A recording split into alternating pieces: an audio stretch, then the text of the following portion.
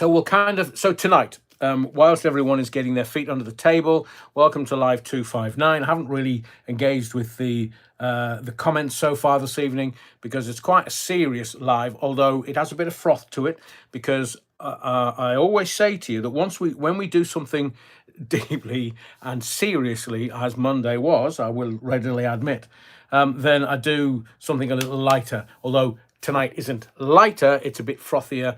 And it's the subject that everybody's talking about. Except if you looked at this morning's papers, you would think, hang on, BBC who? It's not even in the news. Until Trump said what he said. So I want to get on with a bridge from Monday to tonight. The deep BBC dive and the evisceration of the BBC. It's going to take about an hour. But I promise you, it'll be all the stuff that you know. Hugh Edwards, Jimmy Savile, Princess Diana and Martin Bashir, Donald Trump, Cliff Richard. It's all... And there'll be facts that I'm going to tell you tonight that you won't get anywhere else. You won't. So I do hope that you enjoy it. I do hope that you stay for it. And I will keep... it's called forward progression in radio. I'll keep teasing ahead so that you know what's coming up, so that you can... if you can't stay for until 9 o'clock tonight, then catch up while you're walking the dog or driving in the car for a couple of hours tomorrow.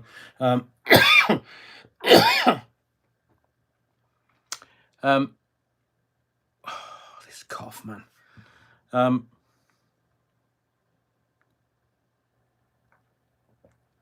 You see, I don't cough when I rant. So if I rant, I don't cough. But Ed Davey, I'll get to him in a minute. I want to give you the antidote, because maybe I should...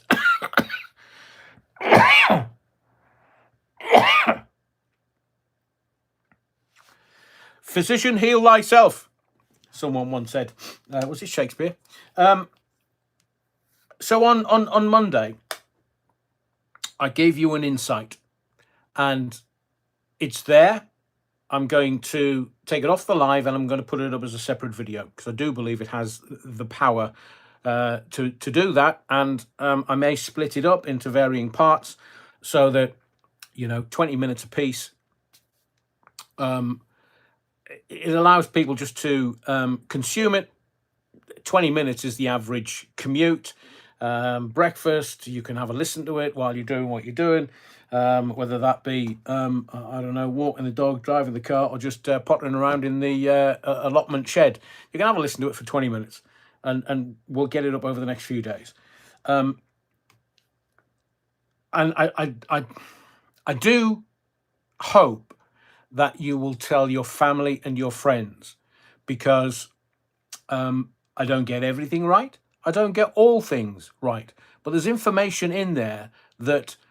I spoke to somebody after the live yesterday, and they said it was a bit scary last night, Rev. I don't mean to do that, but it's like Crime Watch. Sleep well. But the antidote... So on Monday night, I gave you...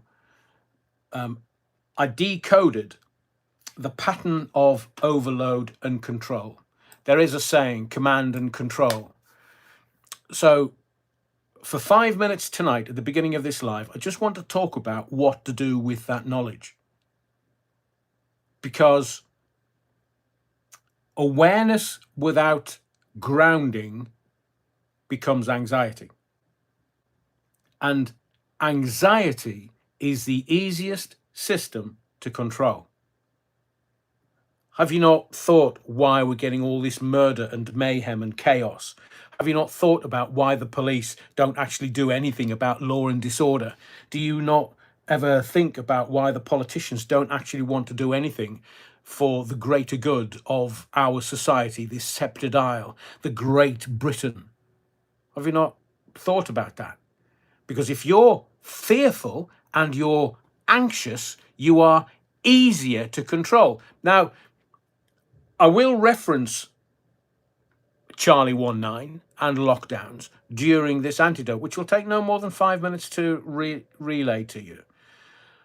But the reason why we were so easy to control in lockdown was because of the fear and the anxiety. It's that simple. We're just energetical beings. The human condition is all about energy, feelings, anxiety, fear. But when you feel good, you've slept well, and your energy is balanced, and I'm not getting all tree hug and hippie shite on you, but when all of that is in balance, then you create your greatest works. You are, I'm sure, brilliant to be around, your family, your friends, your community. But when fear and anxiety is present, and that's what they want, they can control you. You just can't control yourself. So let me just say that what I intend for this channel is a calm voice in the chaos. It's that simple. Whether we're decoding in an interview, or whether we're taking a concept or a big idea and trying to break it down, as I say, I don't always get it right. But I would like to think that we can start conversations and take a year or 2 or 3 to work at that conversation, whether it's 3i Atlas or whether it's the political status of a general election and what's going on. We can see through the chaos so that we're not anxious, depressed, or fearful.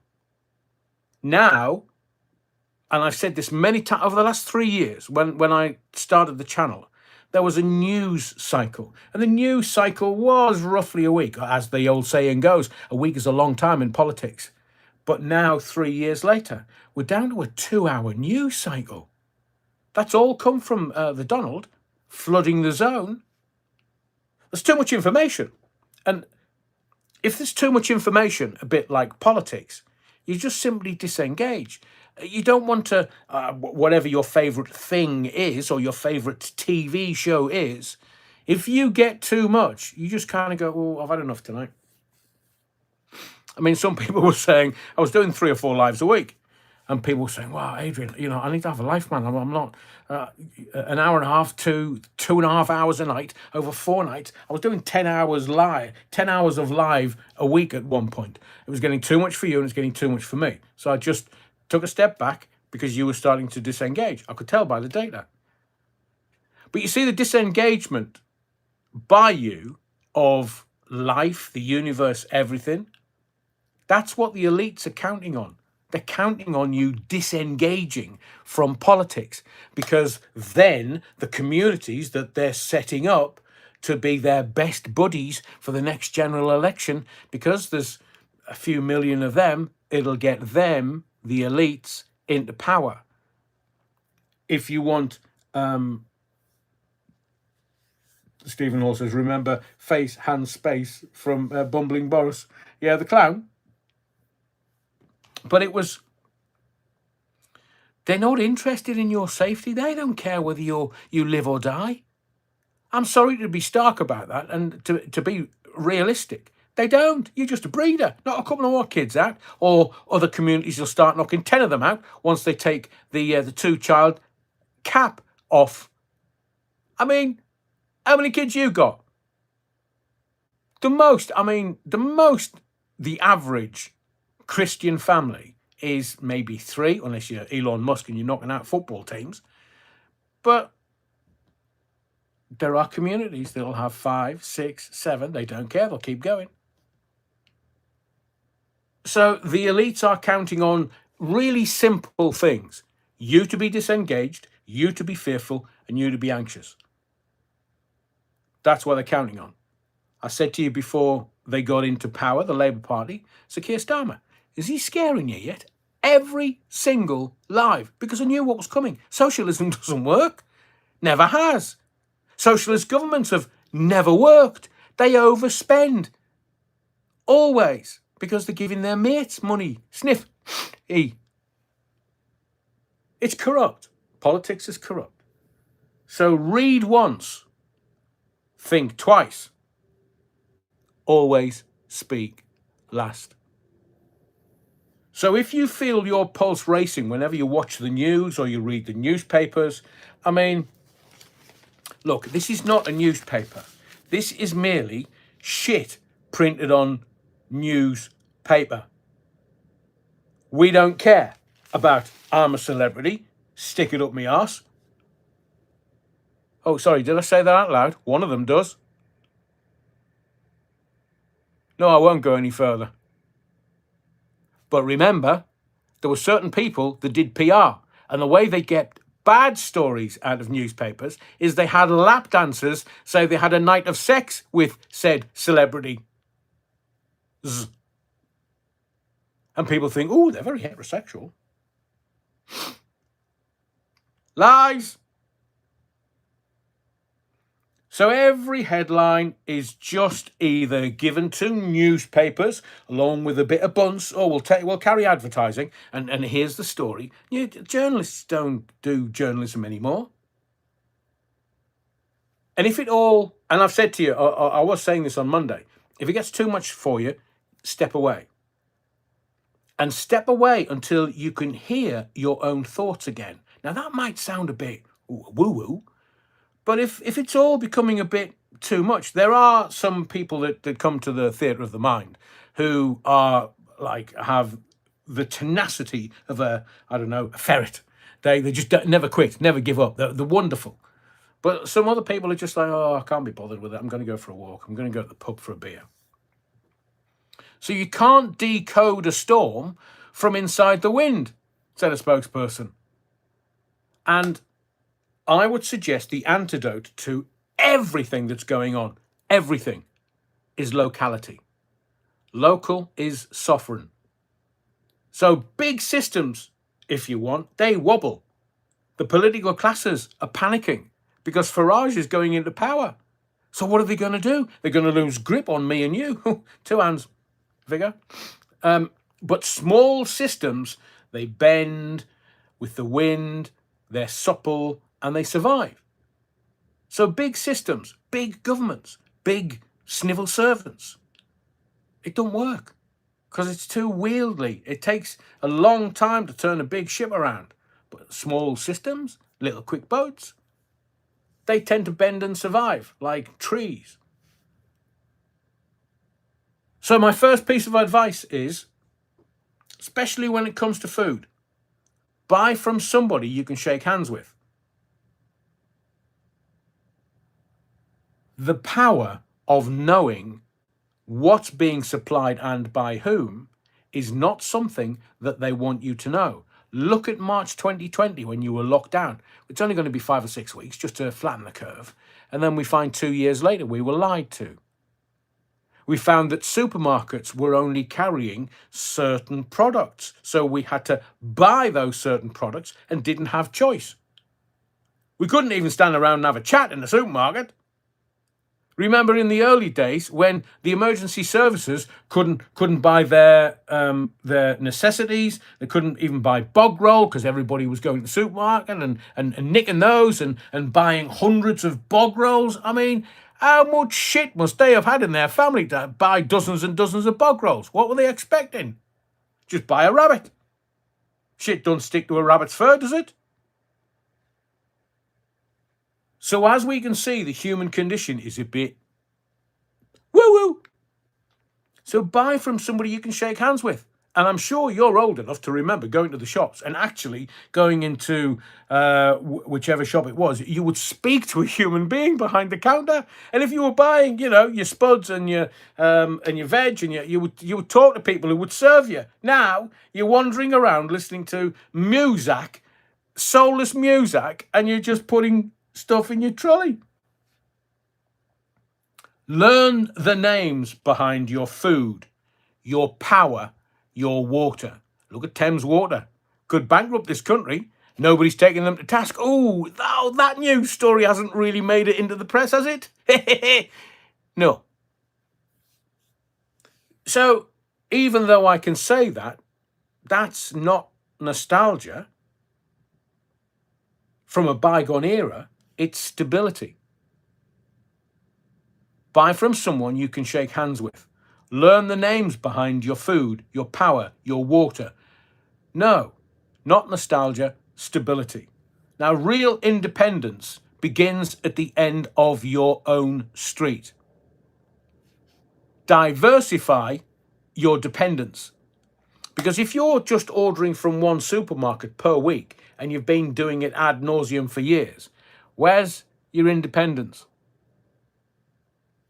Because I've told you on Monday night, digital ID, central bank digital currencies, they are going to impose those on you, and they want to know what you're buying, where you're buying it, when you're buying it, and importantly, why.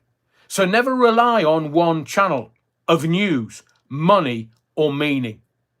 I'll say that to you again. Never rely on one channel. And I know this audience, you are the most intelligent audience on YouTube because you don't accept the bullshit. Sometimes you don't even accept what I say. Question everything. It's brilliant. But never rely on one channel, news, money, or meaning. Keep a mix, a little digital, a little physical, a little community. I've got one of those little windy up radios just in case in my Ninja survival gear. So I use digital products. I buy the newspapers every day because some of the stuff that's online is not in the newspapers and some of the stuff that's in the newspapers is not online. And what we have here is a little community. Some people come and go, some people stay, some people don't. But we have a little community that's full of information. And I'm not the only one bringing data to this community. There are people in the chat that will talk about stuff, and people will contact me about stuff that I really I need to know about. I can't do it all on my own. And I thank everyone that gives me information. Everyone. And understand the new tools so they don't surprise you. I know I've spoken to you about crypto, and I'm not a financial advisor. And because this is YouTube, I can't give you any kind of financial advice. So understand the new tools so you don't get a shock and it's too late. We can talk about things in general terms, a bit like subjudice. We can talk about things in general terms. I just can't give you any pointy advice. And fear fades the moment you understand the controls or the levers or what they're pulling and using against you. So now they know, we know what they did in lockdown. They know, we know we're not going to be fooled again. Oh, take this jibber jabber. Let's not. So look at the kids that are coming through. The kids that were locked down, couldn't see their pals, couldn't do their schoolwork. They were very anxious, depressed. The mental health issues have gone through the roof because the kids needed their social circle, which was school. And they were denied that. On a screen, they all want to have smartphones. They just didn't want to do Zoom in lockdown. So I would say, guard your nervous system. This is the antidote to everything that I told you on Monday night. You are not designed to process a global feed. You are designed to live a local life with global awareness. I'll say this to you again because this is quite profound. You are not designed to process a global feed. You can't doom scroll and walk away from it having consumed and held on to all the information that's gone past your eyeballs. It's just physically impossible. You are designed to live a local life with a global awareness. Live your local life, but be aware of what the orange man's doing and what's happening in Europe and geopolitics and how much money the military-industrial complex is making out of Ukraine. Limit your doom scrolling. Stretch. Breathe. Get your feet into some grass. Real grass. I'm not talking about the smoky stuff. I'm talking about, the green stuff in your garden or out in the woods. Walk the beaches. Get your feet into the sand. Ground yourself because you are, and the elites will tell you this when they start using you, You're just a battery. Look at the Matrix film. You're just a battery. But if you put your feet in sand or grass and ground yourself, it allows the circuitry to rebalance. Walk the beaches, the forests, the hills, and I'm not going all tree hug and hippie shite on you, because when your body relaxes, the mind reopens. You become more critically thinking. Clarity beats conspiracy every single time. So micro-sovereignty and compassion. Do one small act each day that you choose. Now, I know you're probably thinking, yeah, Rev, what's going on with you tonight?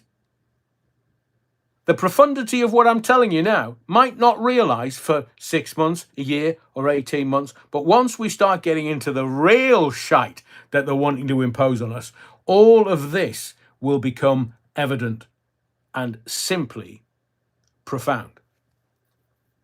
So do one small act each day that you choose, whether it's having a beer or whether it's having, a little bit of something that you shouldn't be. Cook, because you know that cooking is as close to having sex with someone without taking your clothes off. Because to cook a great meal and to serve a great meal, you have to consider the other person's tastes and likes and wants and needs.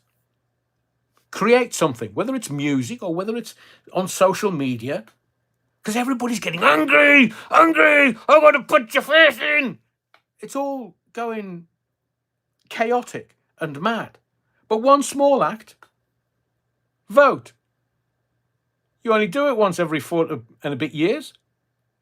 Why not vote? Why not get your hands in some muck? Why not get an allotment? Why not do something in the back garden? No, don't do that. You'll get arrested. Or help someone, support someone, show some empathy and compassion, community. So each choice that you choose, go in the pub for a beer. How simple is that? It rewires helplessness into agency. And keep compassion in the room, because, look, getting aerated. I mean, I did earlier at Ed Davey because he really does boil my pish. Outrage is easy. Empathy, I would suggest to you, is rebellion. Supporting you, your family, your community, me, just by simply hitting the likes, you wrong uns. There's a couple of hundred people in the body of the Kirk this evening. Smash the likes, please. It just shows a little support. And have you not noticed that everything, every day, hour by hour, minute by minute, day by day, everything is a permanent emergency? Everything. So you're looking at the TV screen. It's emergency. It's emergency. Oh, dear God, we're all going to die. We're all going to die. Oh, there's another tsunami 10,000 miles away. But, oh, we're going to die in this country. Oh, he bollocks. They want that emergency to make you anxious, fearful, and disengage. Remember the lessons we learned from lockdown. We were told we were all going to die. And if you didn't take the jibber jabber, you were going to kill everybody else. Hang on a second. I didn't take the jibber jabber. Oh my God, I was one of the unvaccinated. I was going to kill millions of people because I wasn't unvaccinated. Because I wasn't vaccinated, rather. And all my friends on Facebook, I've had the jab. I've had the jab. I've buried them. And I don't say that to make light of it.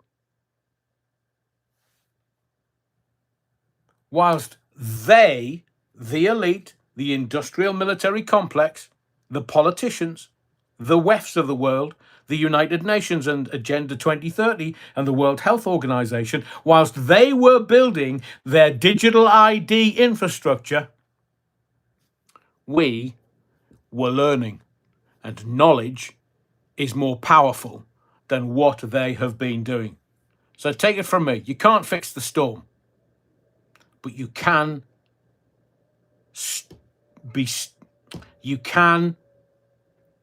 stop being tossed by every wave. Learn, localize, balance, breathe.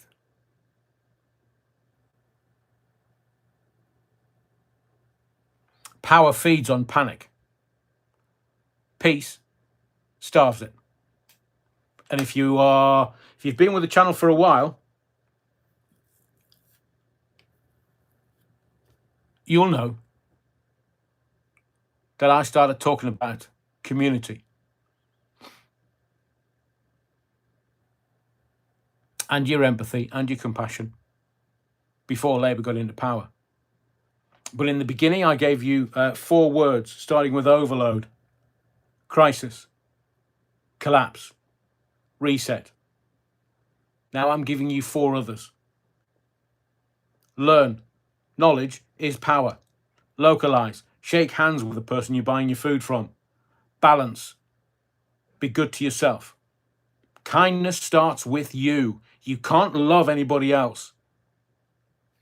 Airplanes. They don't tell you to put everybody else's oxygen mask on before your own, do they? No. Balance all things in life. I'm not going all, I am Jimmy Swaggart, I have sinned. I have sinned. No, I'm talking about just being realistic about how you balance things. Look, go out and get sloshed. Go out and do things that you shouldn't be doing, as long as it's not illegal, but balance it. You know what it's like after having a skinful the night before. The day after, you're like, oh, Jesus, I can't do this anymore. I'm getting too old for this. That's how life balances things out. And breathe. Ask Wim Hof. Breathing resets the mitochondria.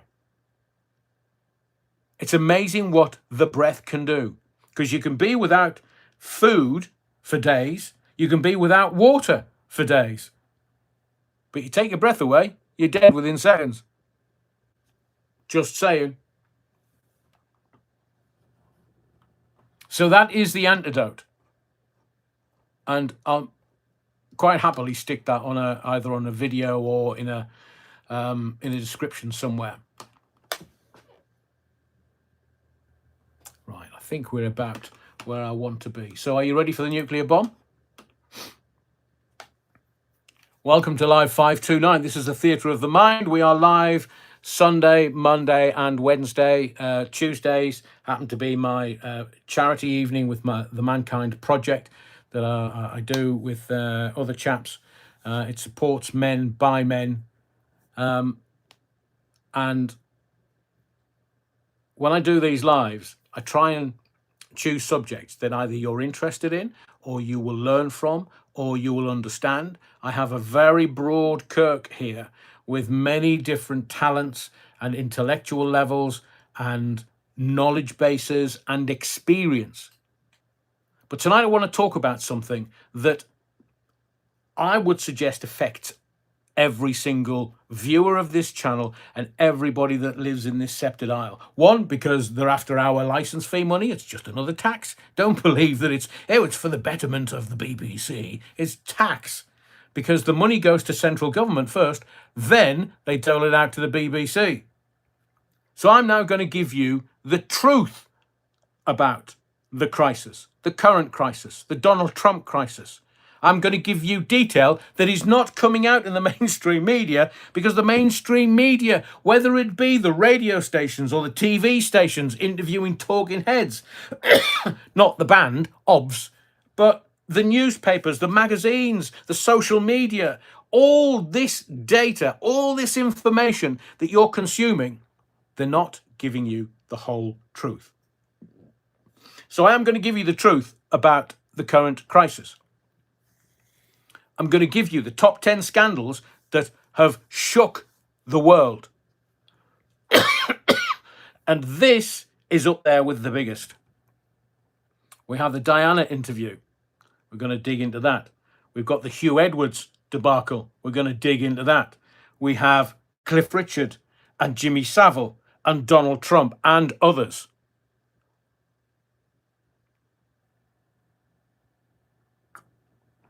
I did think about doing political traitors tonight around number 10, because do you not find it amazing The 2 weeks ago, I was telling you why Rachel Reeves was standing up doing a press conference at 8 o'clock in the morning whilst the cat's away, the mice will play. I told you why David Lammy was standing up saying, I've got a new suit. Somebody else bought it, but I've got a new suit. He didn't say that. I'm saying that. I'm being facetious. We're streeting. They're all at it. But I'll leave that for another live. So I'll ask you a question. What happens when the institution you trust to tell you the truth is itself accused of manipulating it? The BBC's Director General and Head of News have resigned.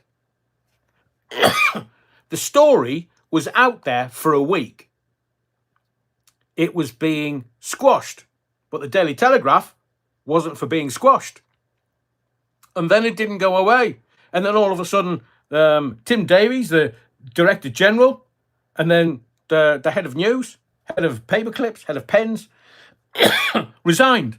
And all of a sudden, people were looking over here going, right, Christmas is 6 weeks away. Something vacuous and superficial and shite. And then all of a sudden, the BBC came onto the horizon and went bang, right between your eyes. There's the crosshairs. The BBC's the story. A panorama documentary edited the US president's speech, the most powerful man in the world. Don't think Putin or Xi Jinping from China. No, it's America and the Benjamins. The BBC, the corporation, is under fire for, and I quote, systematic bias. So tonight on the live, what I'm going to do is I'm going to unpack what's really going on.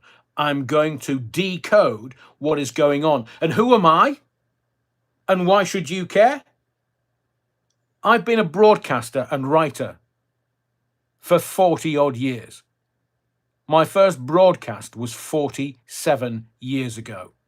I've worked for some of the biggest stations, networks in this country. And I've also worked for the BBC. I've worked for BBC Cleveland, BBC Radio Tees as it is now, BBC Newcastle, BBC Cumbria, BBC Radio Leeds, BBC Sheffield. I've worked for a shit ton of BBC radio stations. So I'm going to explain to you, with my background, with my insight and experience and knowledge, I'm going to explain to you what has actually happened. Forget the noise. Forget what you're being told by you through your phone or through your computer or what some Emily Maitlis is saying. Right, yeah, well, I'm telling the truth. Here, Emily, mate, fuck off. Oh, John Sopel, yeah, I'm a journalist, so I'm telling the truth. Well, John, mate, fuck off. Because nobody, forgive my language, but nobody is actually explaining to you what's going on. And that's how you can recognize the spin. That's how you can recognize the PR that's being brought out to try and save the BBC, because it's in the interest of these journalists who are very highly paid to make sure that the BBC stays in place. So here's what actually happened, and I'll give you the background to it. And whilst I'm explaining this, the nuclear bomb's going to go off. So the BBC documentary, Panorama, it aired an edited version of Trump's January the 6th, 2021 speech, splicing two parts of it from differing moments to make it appear, according to an internal memo and critics, that he told supporters to walk down to the Capitol. We fight like hell. And look, I've not actually given you verbatim. What the BBC did, Panorama, is they took two bits. It's like cut and shut a car. They put them together. And what I've done is those two bits that have been put together, I've put them even further together into one sentence. So what's come out after the resignations and all the talking heads in the media, the BBC has admitted via the chairman, the way the speech was edited did give the impression of a direct call for violent action. Quote, so as a result, Director General Tim Davie and the head of news Deborah Turnus resigned. Foxtrot Oscar and his white trainers. Ask anybody that works for the BBC. So the BBC is now facing accusations of deeper institutional bias, not just a one-off mistake. Now let's peel away the layers. Why does this matter? Why should you care? Because the BBC isn't just any broadcaster. I've worked for all of, if you take the radio stations and some of the telly stations, I've worked for all of them. Commercial radio doesn't care. It's all about the penis on the page. The audience figures. The BBC, in some stations, there's nobody listening. In some day parts, on some BBC stations, they've not got one person listening to the output. But it isn't just any broadcaster. It's the UK's public service broadcaster. In other words, it's got no adverts. It's public service. It's got no adverts. In America, they've got public service broadcasting, but it's just full of adverts. The BBC is funded by your taxes, your license fee, and it carries expectations of impartiality. So let me explain both sides of the conversation for balance, which is what, ironically, the BBC should be doing.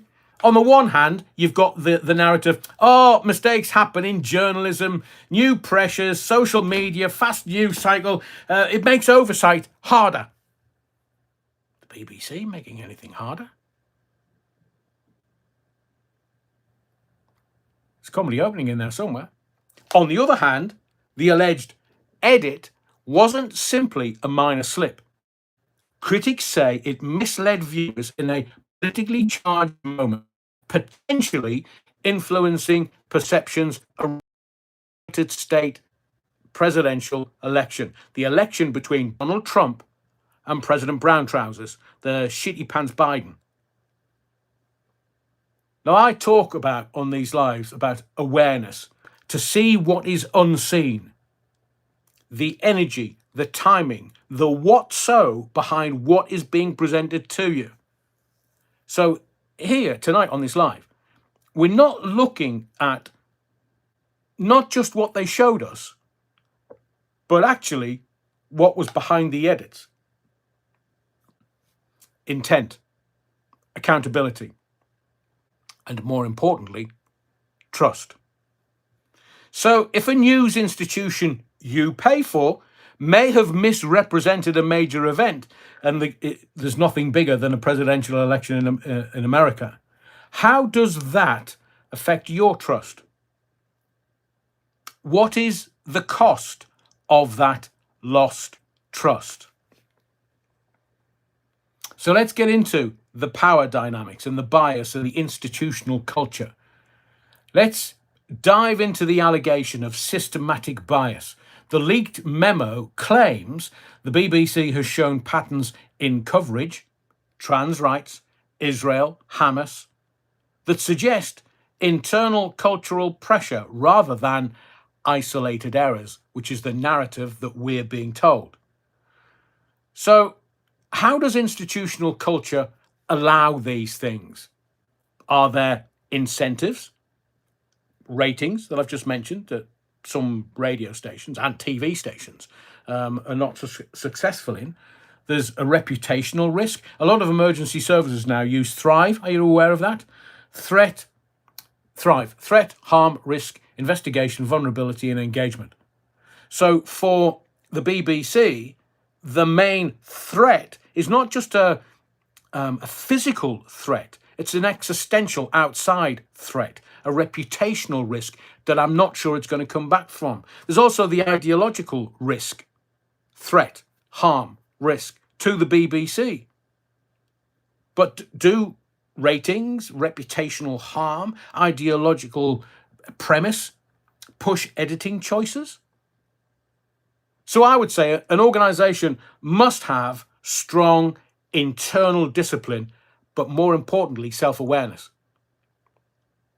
When the oversight structures falter, that's why you have chains of command, that's why you have lines of management, that's why you have editorial policy, that's why they identify who their target listener is or their target audience is for varying different programs, from CBeebies and Blue Peter all the way through to Strictly and Ballroom Dancing. But when those oversight structures falter, the institution becomes like an slightly overstretched. I could liken it to an overstretched martial artist being a ninja. So elegant in theory, unstable in execution. The power always rises from the feet up, from the ground up. And it's all about your balance and your move. But the structures that are in place and the editorial policies that are in place, if they're not followed, then you don't really have a BBC.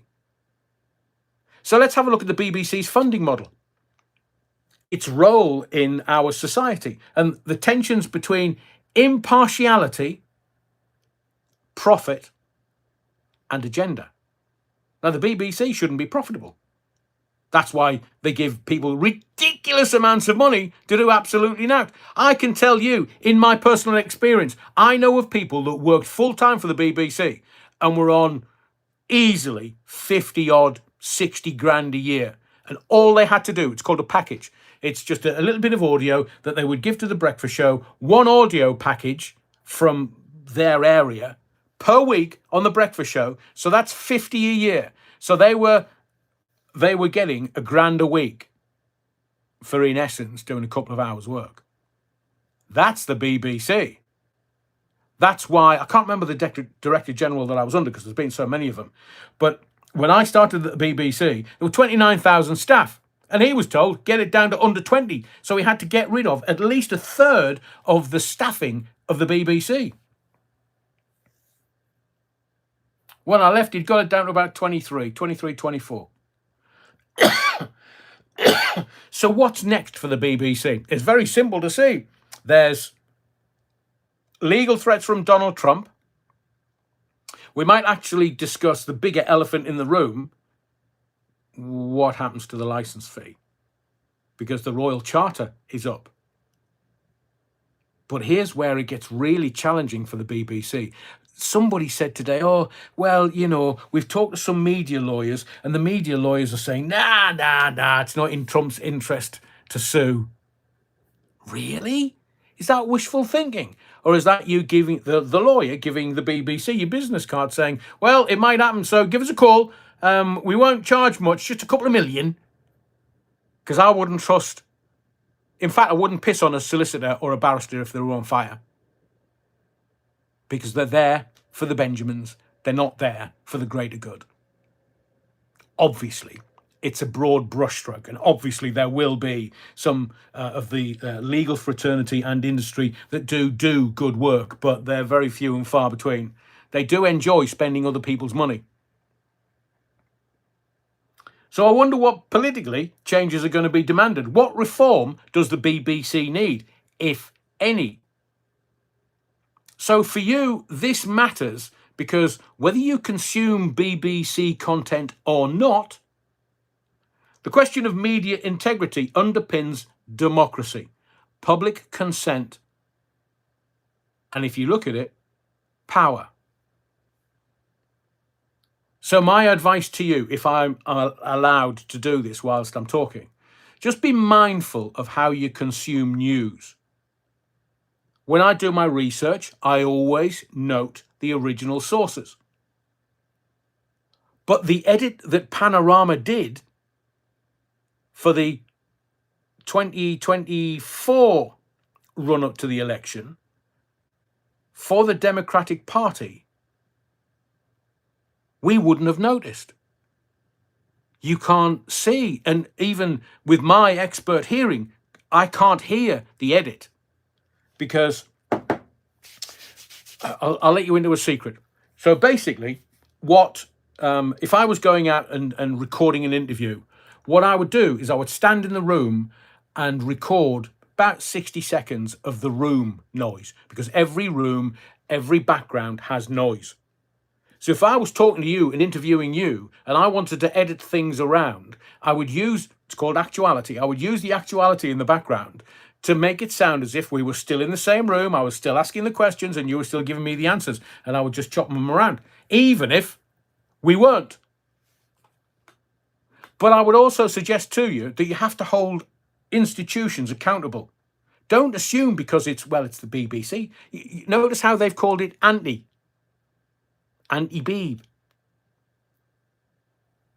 It's one of the most prolific paedophile rings we've had in this country. We can get to some of the usual suspects in a little while when I get to the top 10 scandals. But everybody believes the BBC is flawless. It's not. And I would also suggest to you that you recognise your own trust is precious. Don't just offer it. Look, if we were in a relationship, you wouldn't just immediately give me any kind of trust. There would be little tests here, there and everywhere as the human condition applies. And I wouldn't get your trust until I'd proven myself to you. Trust is earned. It's precious. Institutions that break that trust need remediation. They need us, everyone, to take a look at them because they are reflecting us, not the other round.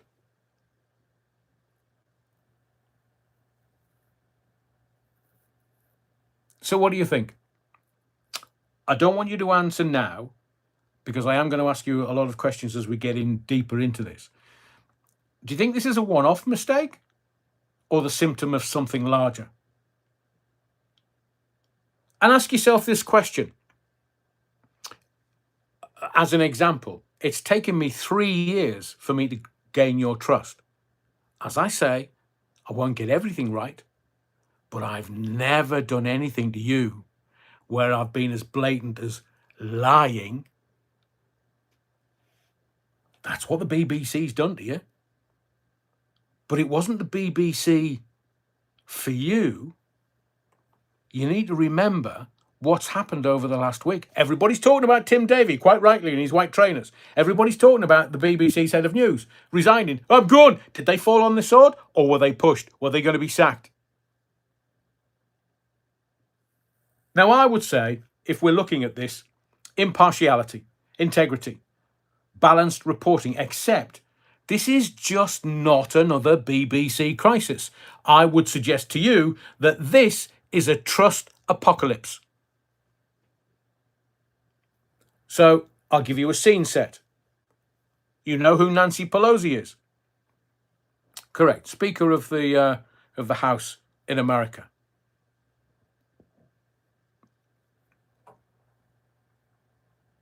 Nancy Pelosi was pushing for Donald Trump to be tried for insurrection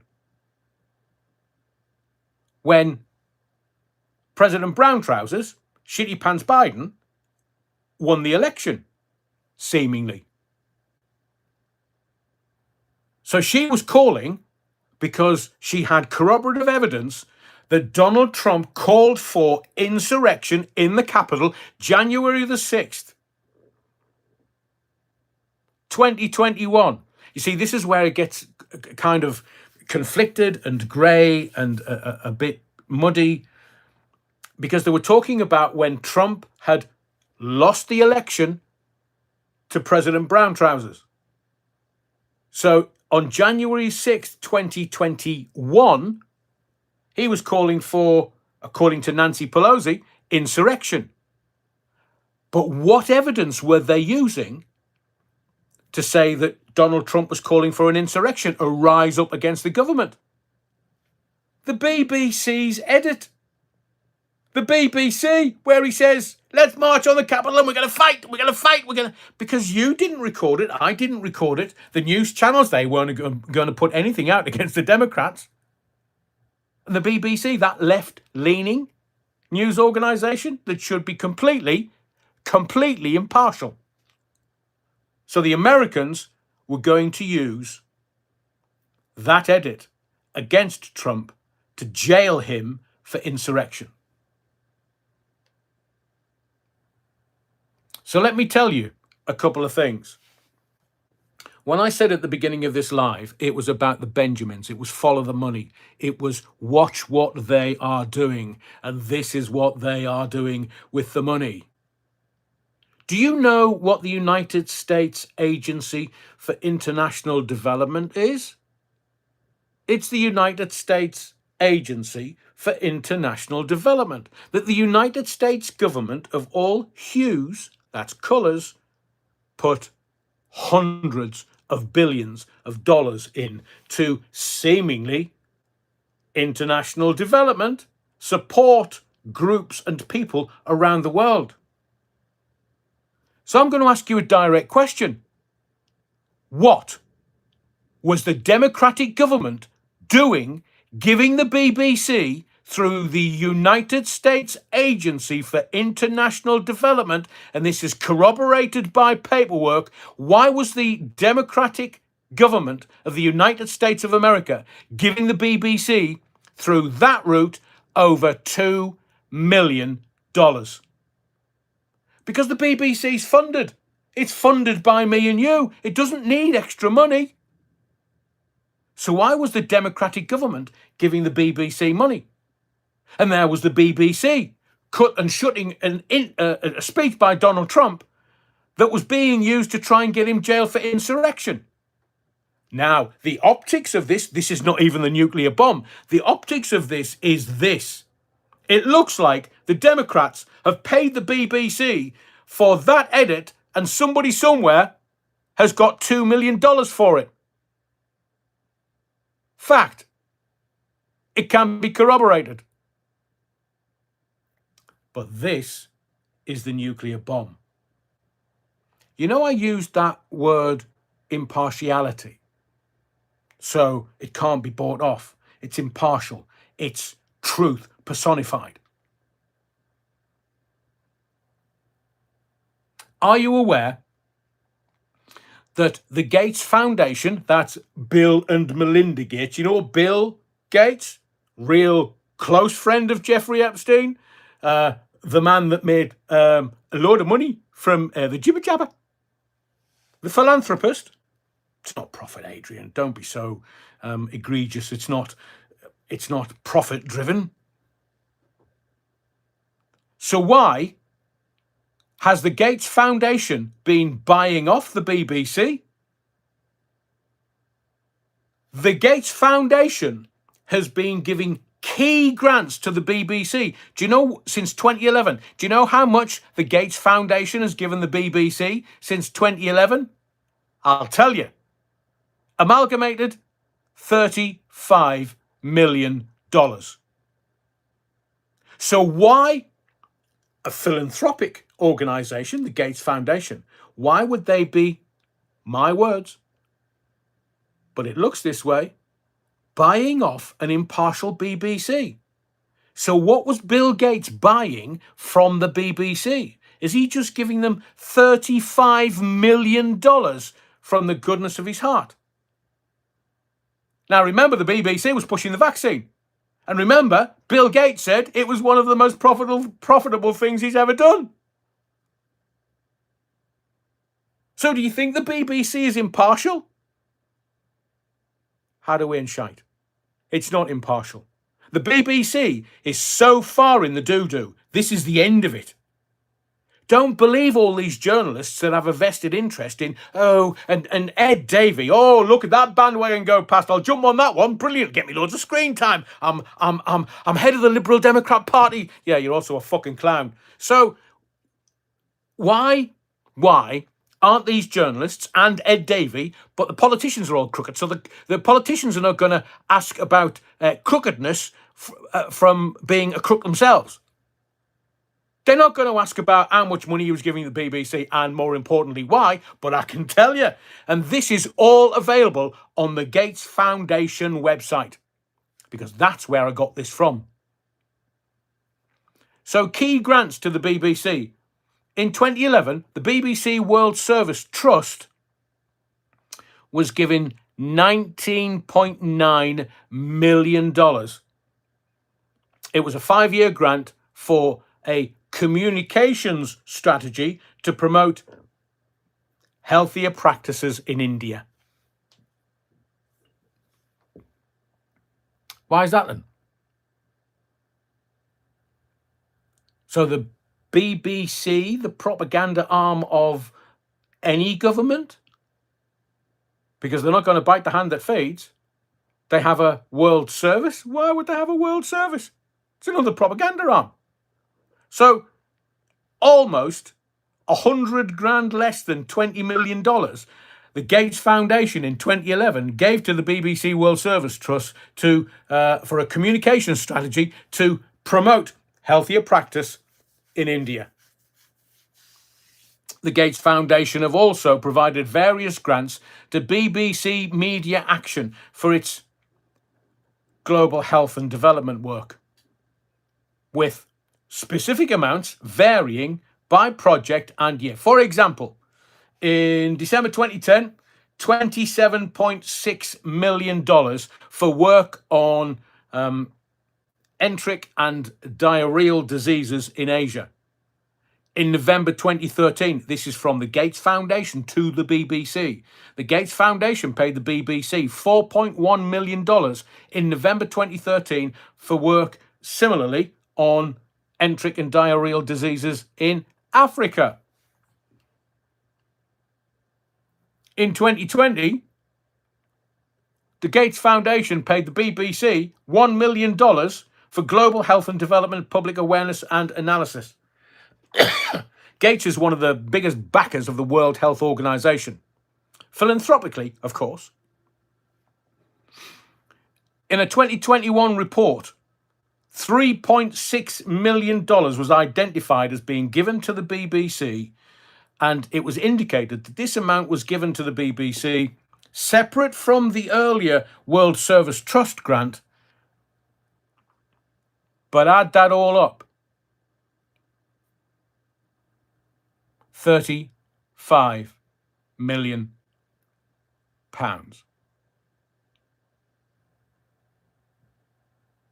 So that bedfellow, the Gates Foundation, the Bill and Melinda Gates Foundation, until she divorced him and she has said publicly, she divorced him because of his friendship with Jeffrey Epstein.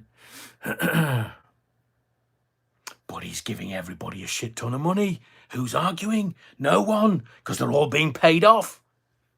So the Bill and Melinda Gates Foundation has awarded at least $5 million in grants to the Tony Blair Institute for Global Change. TBI, $5 million since September 2021, based on available public records, of course, from the Gates Foundation's committed grants database. But these grants to the Tony Blair Institute include nearly $3 million in September 2021 for providing management technical assistance for COVID-19 vaccine delivery operations. I'll say that to you again. Just remember what the Gates Foundation is doing with the BBC, and now we get a former Prime Minister of this country who decided who, what, when, where, and how with the BBC is also getting money from the Gates Foundation. Nearly $3 million in September 2021 for providing management technical assistance for the COVID-19 vaccine delivery operations. It's a precursor for the digital ID. Nearly $2 million in September 2021 for research and learning opportunities. What the is that? This is all freely available. It's all freely available on the Gates Foundation website. £350,000 in May 2022 for global health and development, public awareness and analysis. What is that when it's at home? It's kind of public speak for you scratch my back.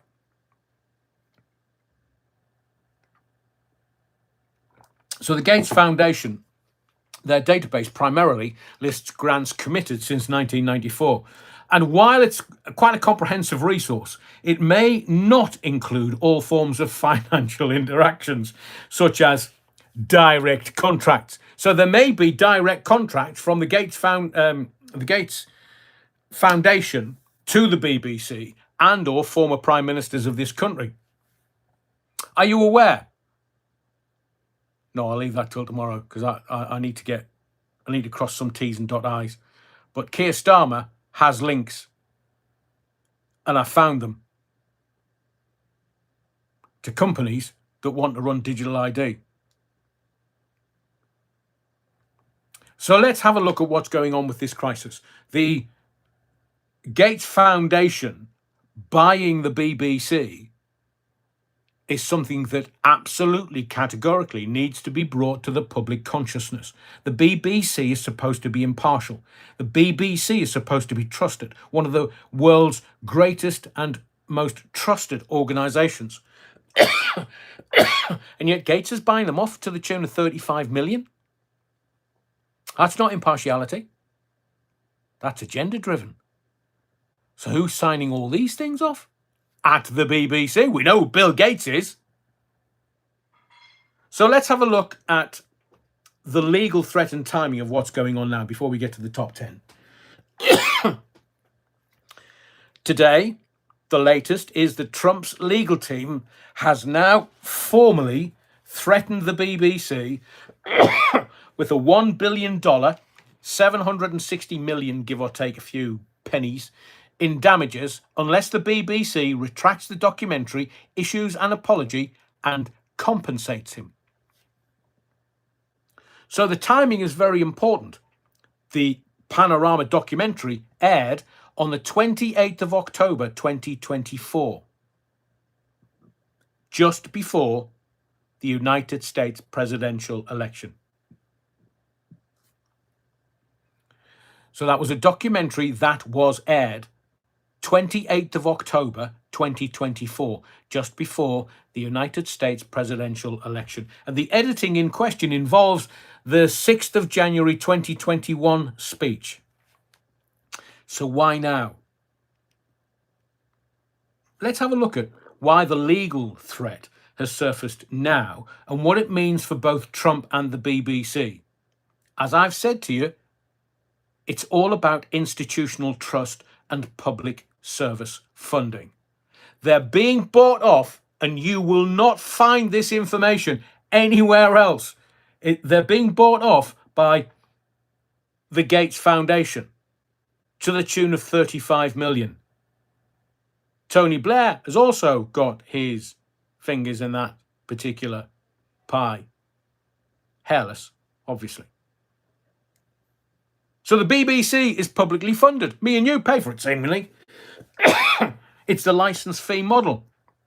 So the stakes are not just internal, but public. And here's what I think is going to happen. The BBC doesn't want to air its laundry in public because there's too much to come out. It knows collectively that if the reality comes out, it's done, it's finished, it's over. Look at Hugh Edwards, and we will do in a moment. Look at Hugh Edwards. People within the BBC had to come out and say, it's not me, it's not me. People within the BBC newsrooms, some complaints had gone in about Hugh Edwards, but what did the BBC do? Put it up.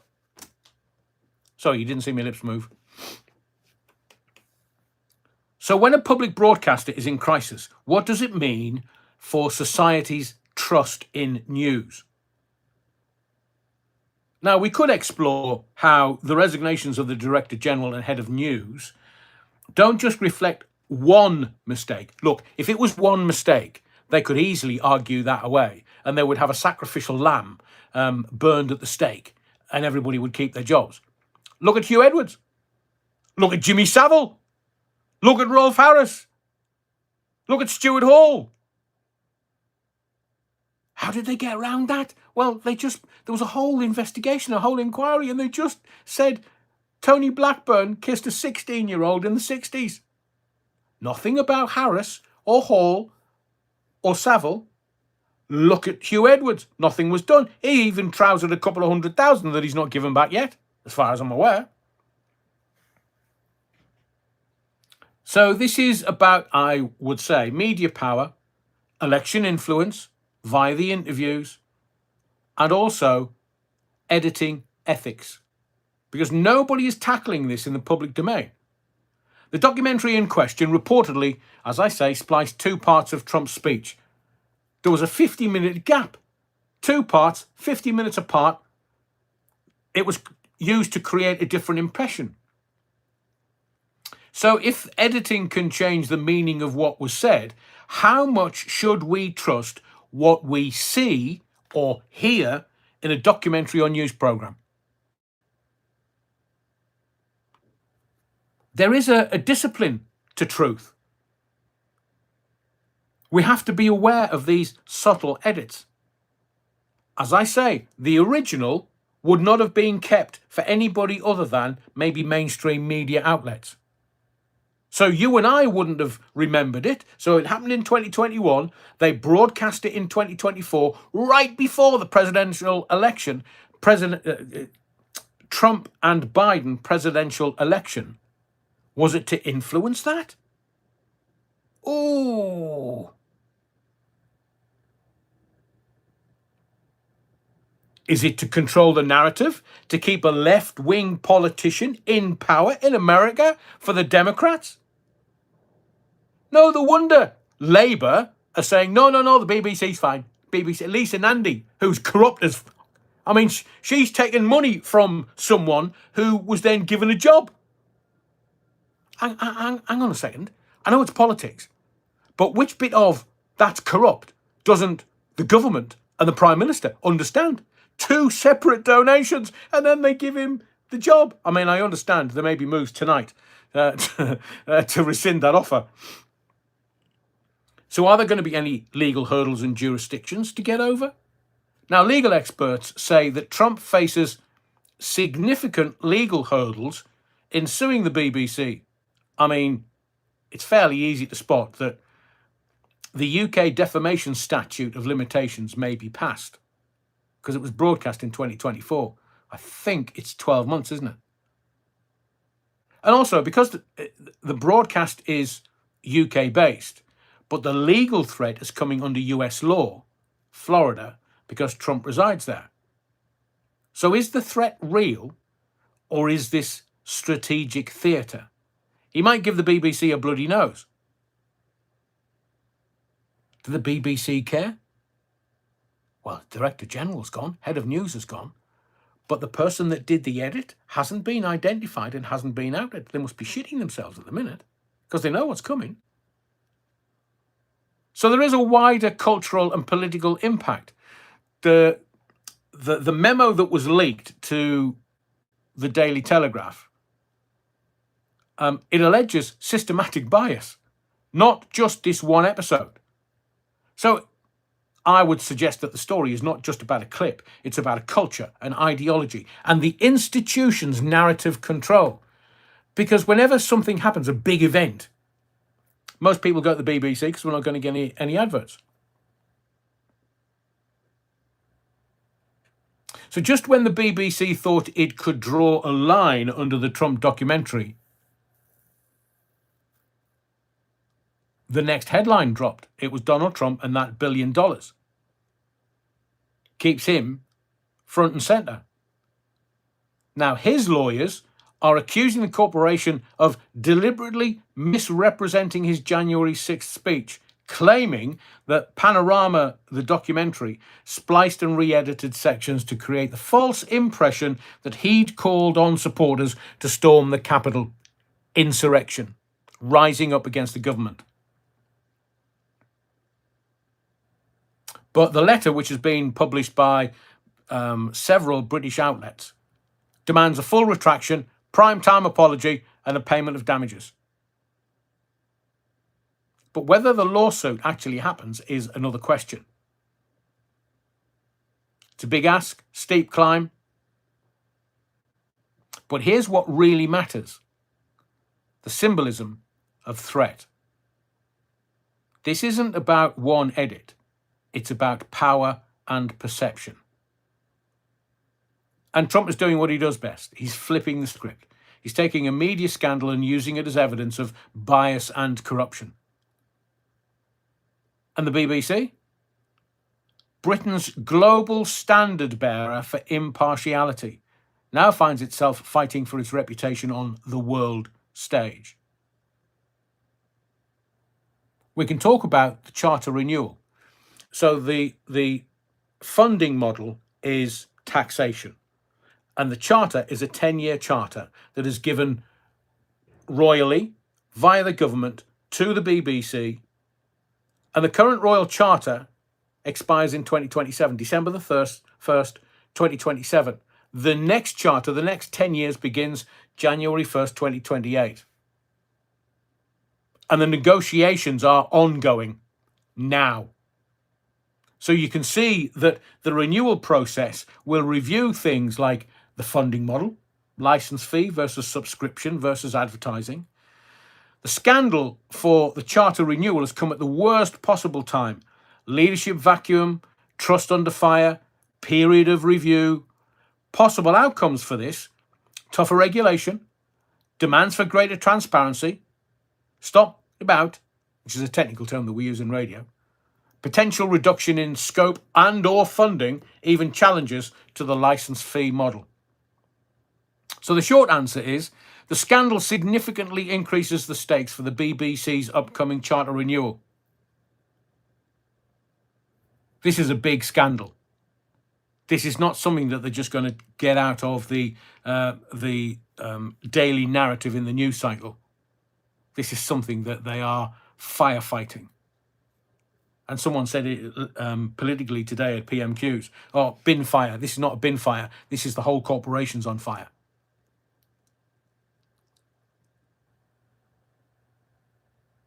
So I'm going to ask you some questions. And then we're going to get into the top 10 scandals, BBC scandals that shook the world. And thank you to everyone that's been commenting so far this evening. I know I haven't had a chance to interact with you much, but we're going to get there now. So I'm going to ask you one simple question. You know it's 1 for yes, 2 for no, 3 for I don't know. Simple question. Do you trust any of the mainstream news media?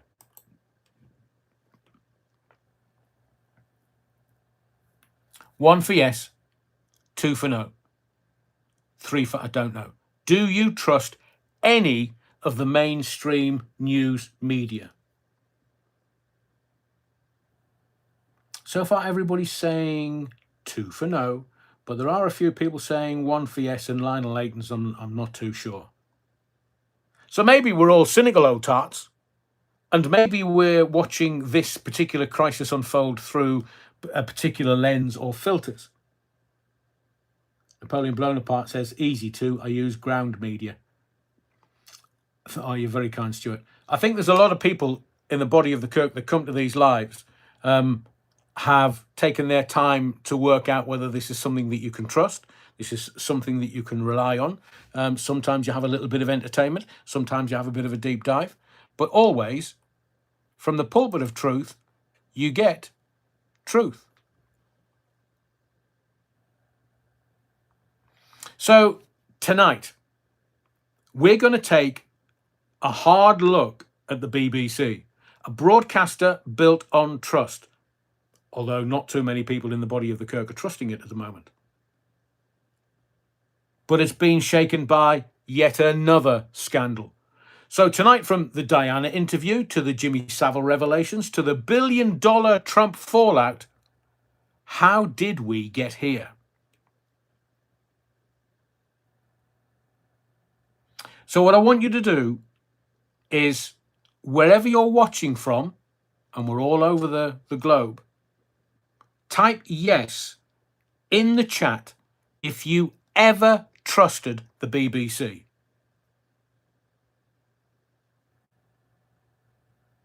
I want you to type yes in the chat if you've ever trusted the BBC.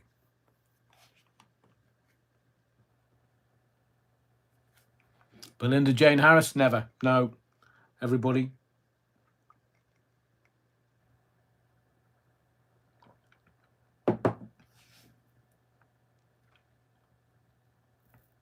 Personally, I always go to the BBC for big events, whether it's wars or something that's kicking off or royal events. I always go to the BBC. Get her defendant. I trusted the test card. So we're getting a few more no's in. So thank you for all your votes. The first question was, type yes in the chat if you've ever trusted the BBC. I now want you to answer me this. I want you to type no if you don't anymore. So it was one half of a question, but now I want you to type no if you don't trust the BBC anymore.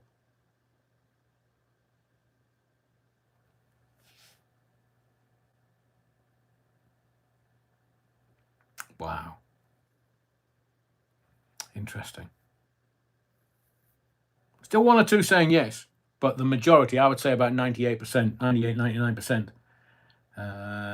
Rich makes a very good point. The BBC changed during the Thatcher era.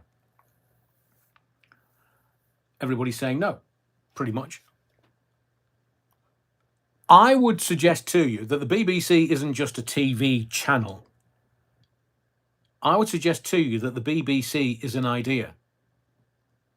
The idea that information can be impartial. But over the decades, 100 years, that idea has been tested again and again and again. Tonight, we're going to walk through 10 moments that shook the BBC to its very foundations. Moments that changed media forever. The top 10 historic stories that shook the BBC.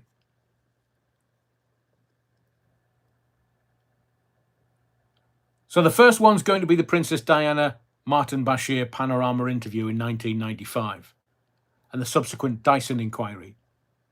It was a huge trust blow, and I'm going to give you the details of that. Both for every one of the scandals, I'm going to give you details. I'm going to give you the sitrep, what it was, how it was. I'm going to give you the details of the inquiries, and then I'm going to ask you some questions to see what you think of it.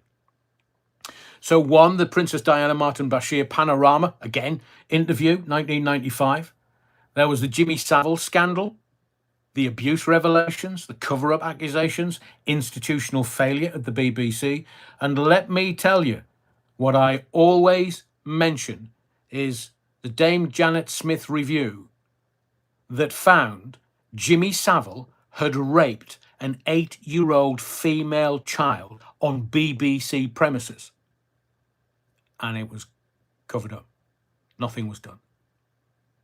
In my view. As I say, the inquiry found that Tony Blackburn kissed a 16-year-old at some point in the 60s. Not that Jimmy Savile had raped an 8-year-old female child, a little girl, on BBC property. They swept that under the carpet. Remember the Hutton inquiry in 2003 into the death of Dr. David Kelly and BBC's reporting of the Iraqi dossier? Weapons of mass destruction? It was a major editorial and commercial crisis. We'll also look at the gender pay gap scandal at the BBC in 2017. Major reputational hit around fairness and internal culture. Excuse me. There was, I don't really know how you can describe it, because it just made everyone, as far as I was concerned, made everyone feel grubby. The Hugh Edwards scandal and other high-profile presenter misconduct. There's one going through court at the moment that's not being reported on. I can't tell you who, because it's going through sub judice.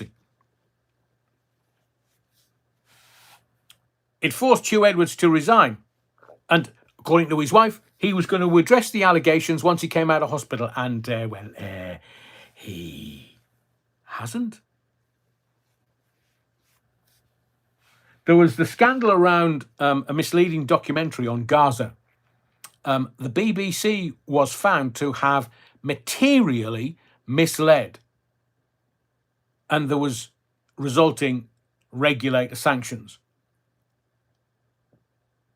And I don't know whether you're old enough to remember the case where the BBC wrongly identified Lord McAlpine in false allegations, kiddie fiddling allegations. Or it was a major libel there was remediation, and it proper kicked off. Lord McAlpine. Not going to go into any further detail for the moment.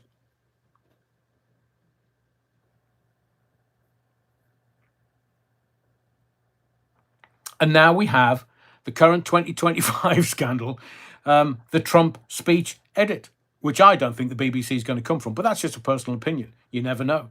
It's managed to ride the waves over the last 100 years. But although fresh, it already qualifies as a scandal that has shook the BBC. So let's start with the Martin Bashir Princess Diana panorama interview in 1995. It was broadcast 20th of November 1995. Bashir used falsified bank documents to gain access to Princess Diana and secure the now infamous panorama interview. Remember, there were 3 of us in this marriage? The subsequent Dyson inquiry in 2021 found deceitful behaviour and serious failings by the BBC. Bashir resigned, reputational damage to both Bashir and the BBC. That reputational damage was immense. I would suggest that single interview changed the monarchy and the media forever. And it was won through deception. Now, let me give you some very, very shocking facts. 1. Martin Bashir forged 2 fake bank statements suggesting palace staff were paid to spy on Diana. Bashir showed them to Diana's brother, Charles Spencer, to gain access to her. And seemingly, from the newspaper reportage that I saw, Charles Spencer kicked off big time. Now, BBC bosses ignored early warnings about Martin Bashir's conduct. Diana's press secretary later said the interview, and I quote, set off the chain of events that led to her death. The programme was watched by 22.8 million people, one of the most viewed in UK TV history. Bashir's notes from the meeting with Spencer were mysteriously lost for decades. But the BBC rehired Bashir as a religious editor in 2016, despite internal misgivings. And the BBC later paid £1.5 million to charities chosen by Diana's son. Plural. The apology to the royal family came 26 years after the actual broadcast. And 10 internal emails showed senior BBC staff discussed burying the Bashir file. So there was only one inquiry into all of this. Sorry, 2-ish. The Dyson report in 2021, led by Lord Dyson, concluded serious breaches of BBC editorial standards. And the BBC board review, called the Davey Commission in 2021, examined corporate governance failures. So the Brown stuff really hit the fan for the Diana interview and subsequent fallout. But this is where I want to interact with you. This is where I want your opinion.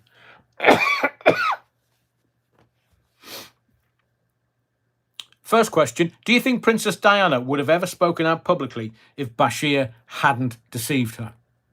1 for yes, 2 for no, 3 for I don't know.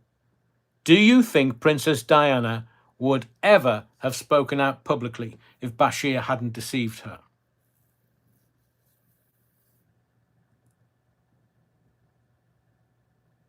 Interesting, mostly no's, but still some yeses with that. Catwoman Jones is a yes, Alan is a yes, but Ian McGee, top of 69, Rich, Cuban Pete, a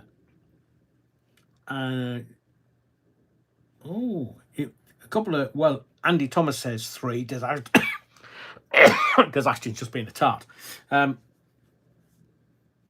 Oh, interesting. Kaz says she may have done it through leaks, which is normally how the royals do operate. So I'm going to ask you a more pointed question. Should a journalist ever use deception if they believe the story stands up and serves the public interest? It's the royal family. Should a journalist ever use deception if they believe the story serves the public interest?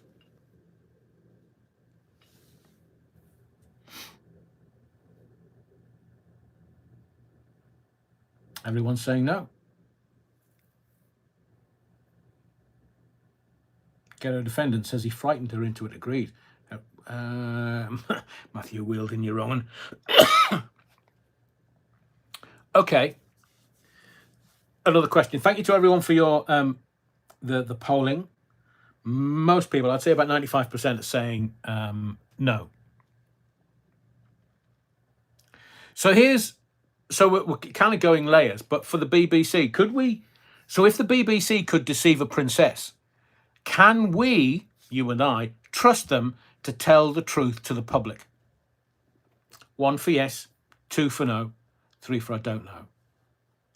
If the BBC could deceive a princess who would have the best advice money could buy, can we trust them to tell the truth?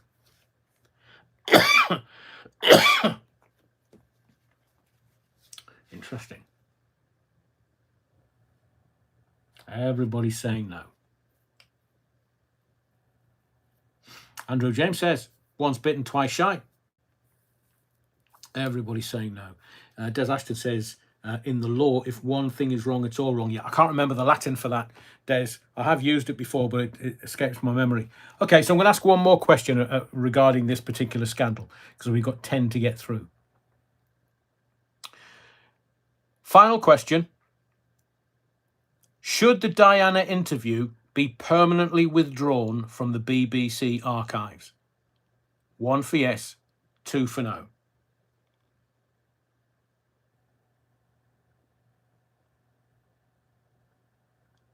Should the Diana interview be permanently withdrawn from the BBC archives? 1 for yes, 2 for no. Ooh, contentious. Dave Johnson, Sandra Whittam, and a couple of others say yes, but the majority, and Steve Barnes, and the majority are saying no, it should stand so to show they lied, says Des Ashton. Interesting.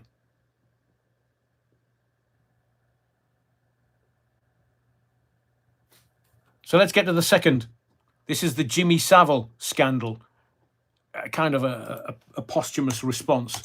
It kind of was 2012. I realise that's 13 years ago.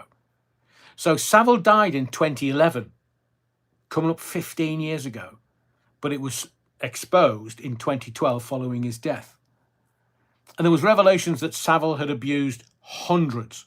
I mean, over 400 people stepped forward, some within BBC premises, over decades. It triggered the Pollard Review, multiple police investigations, and years of institutional soul searching about accountability. But the BBC, I would suggest this was their darkest chapter, because it was a predator hiding in plain sight under their cameras. I'll give you 10 shocking facts about this. The one that I always hold on to, the 8-year-old, is it just makes me violently ill. So 10 shocking facts about the Jimmy Savile scandal at the BBC. 1, allegations dated back to the 1960s, including on BBC premises. Top of the pops. At least 450 victims came forward, the youngest just 8 years old. Savile had unrestricted access to BBC studios and, of course, hospitals. Several Newsnight journalists tried to expose him in 2011, but were stopped by editors. And if you remember, Savile was knighted in 1990, partly due to the BBC's endorsement. He was Sir Jimmy Savile, and it was endorsed that knighthood by the BBC. And can you remember the BBC actually pulling a Newsnight expose weeks before airing a Christmas tribute show to him?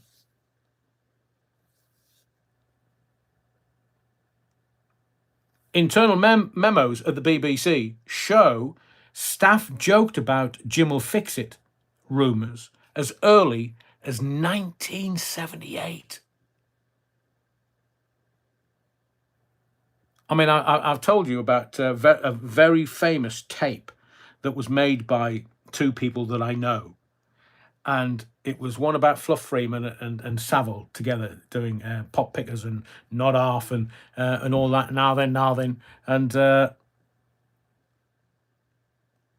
when Savile heard it, because you got to hear it, I mean, everybody in the radio industry heard it, but when Savile heard it, he says, "Oh, the fuck's done that, I'll break their fucking legs." Quote. A senior BBC producer later admitted, "Everyone knew, no one acted." And over 20 BBC staff were implicated in ignoring or covering up warnings. Victims later won multi-million-pound compensation settlements. So as I say, the inquiries into Savile and the BBC, there was the Pollard Review, 2012 to 2013. It was examined why Newsnight dropped its Savile investigation. There was the Metropolitan Police's Operation U-Tree, a criminal inquiry into Savile and related offenders. And then the one that I read cover to cover, Dame Janet Smith Review in 2016, found a culture of deferential ignorance at the BBC. I mean, how does a predator hide in plain sight for 40 years inside a national broadcaster? Was it fear, fame, or culture?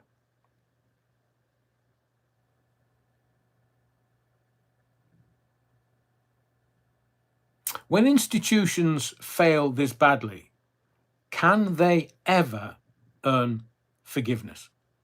1 for yes, 2 for no. I'm not, because ITV could be also, a lot of broadcasters have their dark secrets. But when institutions, mainly the BBC, fail this badly, can they ever earn forgiveness?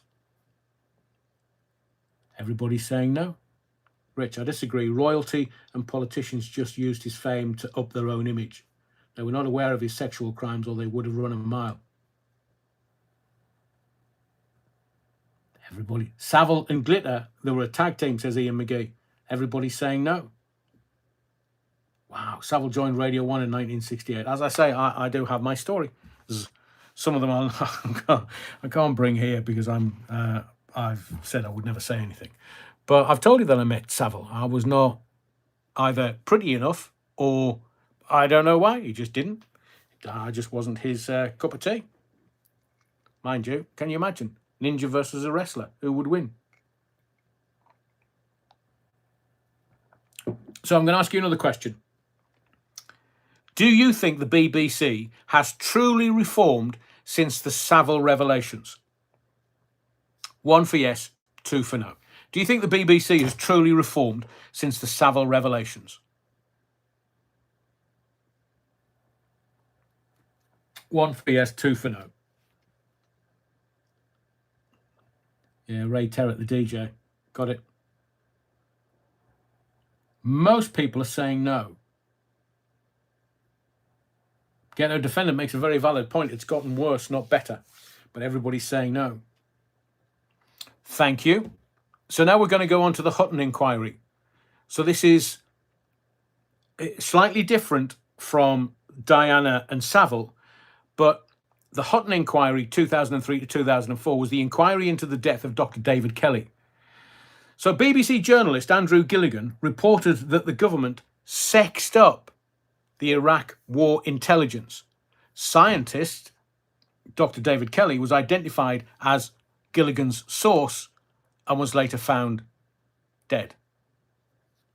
Was it cocodamol? Was it suicide? So the Hutton report exonerated the government and condemned the BBC's editorial oversight. Director General Greg Dyke, remember him? He resigned. And Chairman Gavin Davies also resigned. This, I would suggest, is the moment that the BBC went to war with Downing Street and lost. 10 shocking facts. BBC journalist Andrew Gilligan claimed Downing Street sexed up the Iraq dossier. Maybe I'll do a deep dive because I was around at the time. I was aware of all of this kind of stuff. And I agreed with Andrew Gilligan. Dr. Kelly was identified as his source and later found dead near his home. The BBC initially refused to apologise, sparking a full government inquiry.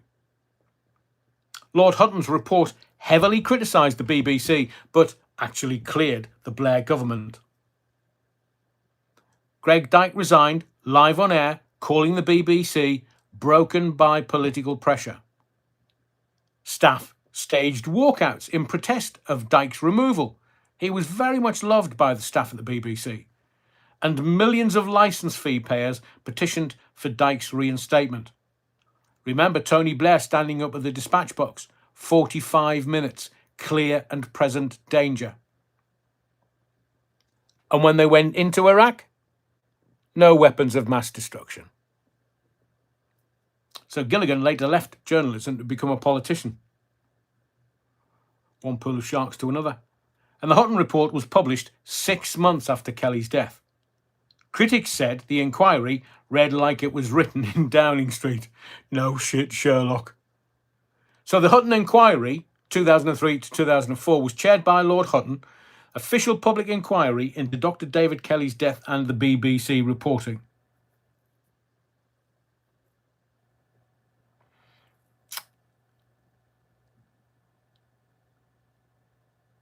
So I'm going to ask you, it's a moral dilemma.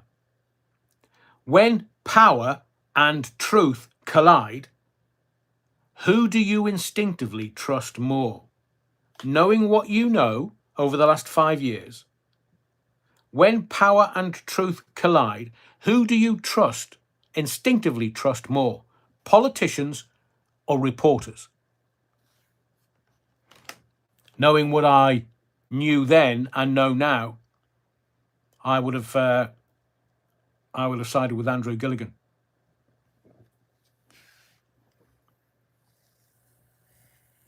Oh, what book's that? Hang on a second. Was that Rich? Hang on. Was that Rich? Stephen Hall. Kelly was murdered, I think, too. Rich, read the book. Which book's that, Rich? Des Ashton. Very salient. Truth loses to power. Ooh, Ghetto Defendant, The O'Bovril, Angelic Inspirations, Terry Wookfit, and Rich. Neither. Everybody is saying neither and none. Interesting. Okay. So I'm going to ask you one more question about this, then we'll move on to the next scandal. Do you think the BBC lost its independence after the Hutton fallout? Yes or no, or don't know? Do you think the BBC lost its independence after the Hutton fallout? BD Cool says DTA, don't trust anyone. Ah, Rich, thank you. The strange death of Dr. Kelly. A lot of people unsure with these questions. I am going to move on to the Lord McAlpine false accusation in 2012. Okay, thank you for all your votes. So I'm not sure whether you're old enough or whether this is on your radar, but there was a Lord McAlpine accusation made. This was November 2012. Newsnight aired false allegations linking Conservative peer Lord McAlpine to child abuse. The BBC paid £185,000 in damages and issued a public apology. Editorial procedures were overhauled. So a bit like this with Trump, although it's not the same as this with Trump. One mistaken name and a broadcaster's credibility literally crashed overnight. I'll give you the 10 facts. Newsnight wrongly linked McAlpine to child abuse allegations. McAlpine wasn't contacted for comment before broadcast.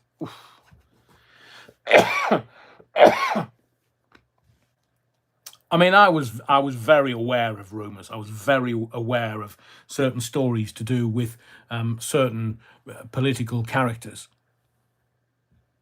I was very, very surprised that Newsnight hadn't contacted McAlpine for a right of reply. And it was the days of social media. Can you imagine it happening now? Social media spread the claim to millions of people in hours. And the BBC settled the libel case within 2 weeks, obviously using your taxes, your money. And seemingly the false allegation originated from mistaken identity. McAlpine described it as the worst 2 weeks of my life. Oh, and Twitter users, including Sally Burko, remember the Speaker of the House wife?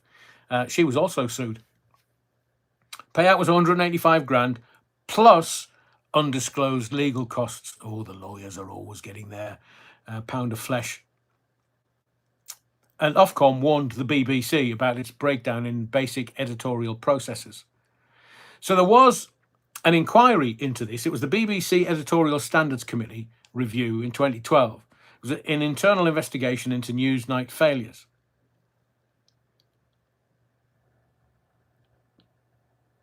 So I'm going to ask you, it's almost a question for the ages now that we've got so much social media, but 1 for yes, 2 for no, 3 for I don't know. Would you rather that media risk silence and miss a scandal or speak early and sometimes be wrong? We have Joey Barton, we have McAlpine, we have people that are just publish and be damned. But would you rather that the media risk silence and miss a scandal, or do you want them to speak early and sometimes be wrong? 1 for yes, 2 for no.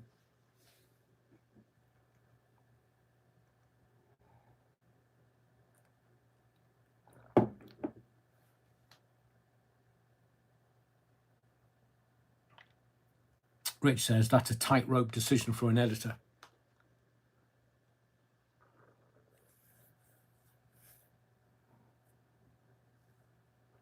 Interesting. Almost 50-50. Okay, I'll ask you a more pointed question. If it was you, would you forgive a broadcaster for a false accusation if it apologised? Yes? No? Don't know. Would you forgive a broadcaster for a false accusation about you if it apologised? Depends on the item. Be silent. Theo Bovril, Albert Metcalf saying yes, but everybody else saying no. Everybody saying no. Rich says sometimes breaking a story will uncover more information. Good point. Very good point. Vixtech says yes, she would forgive.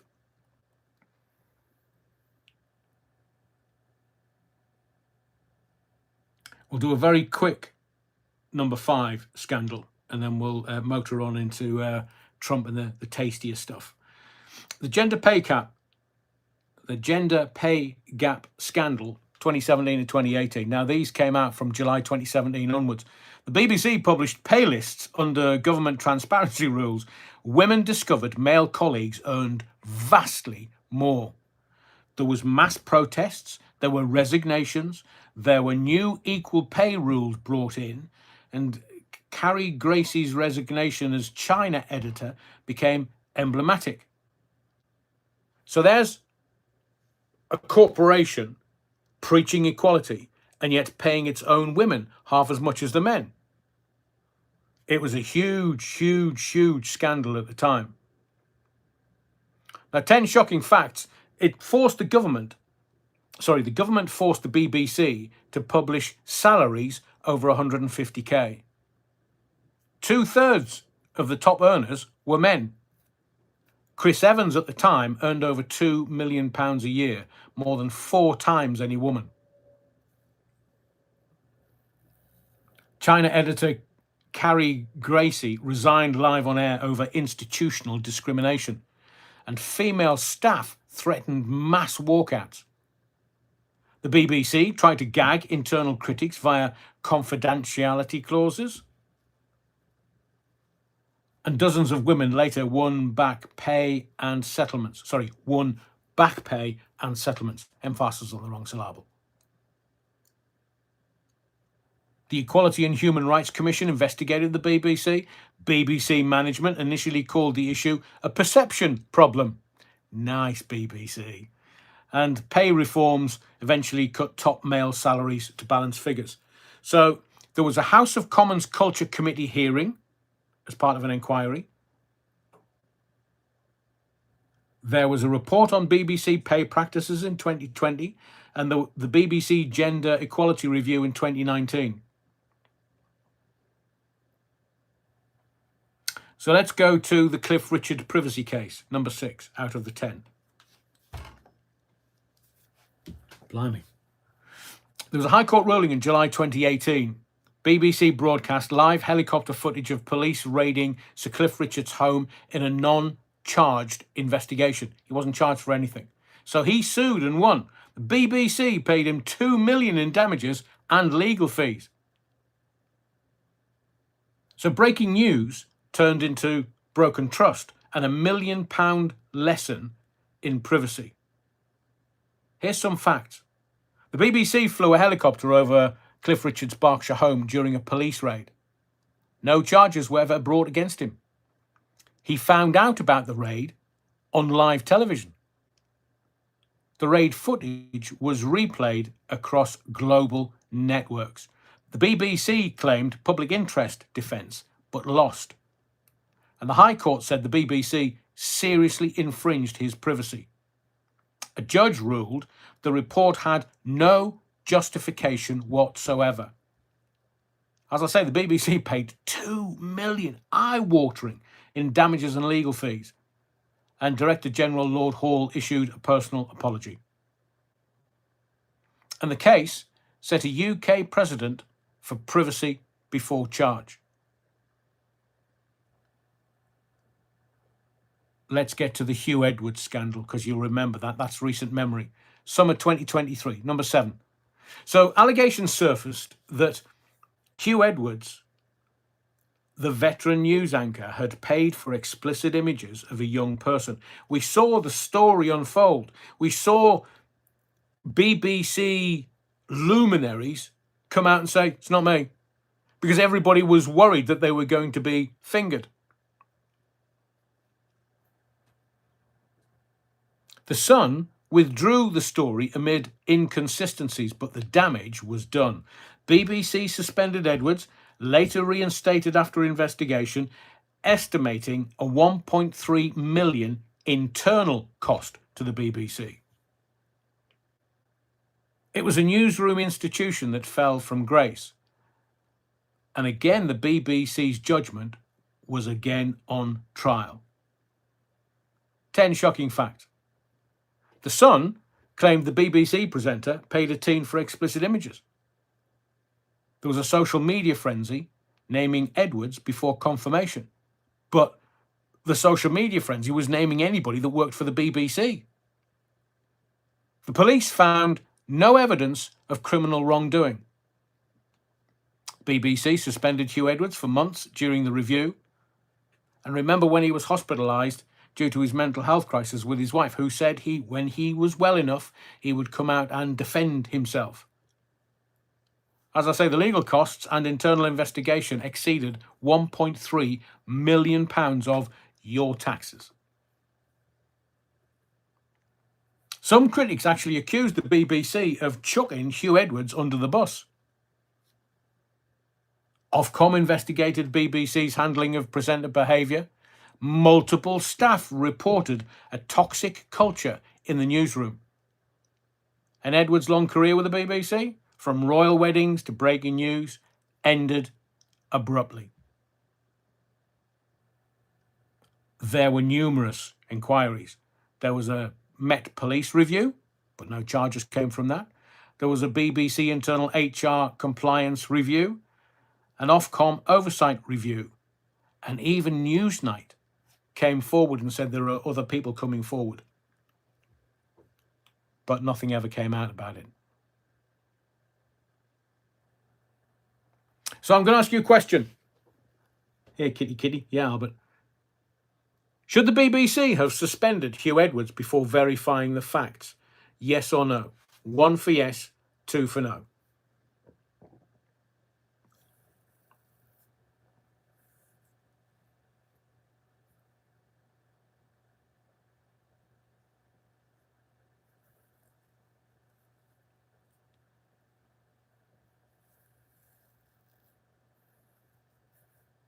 A lot of people saying yes, a couple of people saying no, Fatal Racing Driver saying no, Karen saying no, Cuban Pete, Matthew Whedon, Amanda Sky, Napoleon Blown Apart, all saying yes.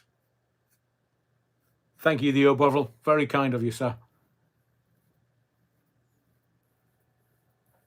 So I'll ask you a second question. Thank you for all your polling and votes and comments. But do you believe, more importantly, do you believe the BBC protected its own reputation over Hugh Edwards' well-being? 1 for yes, 2 for no. Do you believe the BBC protected its own reputation over Hugh Edwards' well-being, considering his mental health issues? 1 for yes, 2 for no.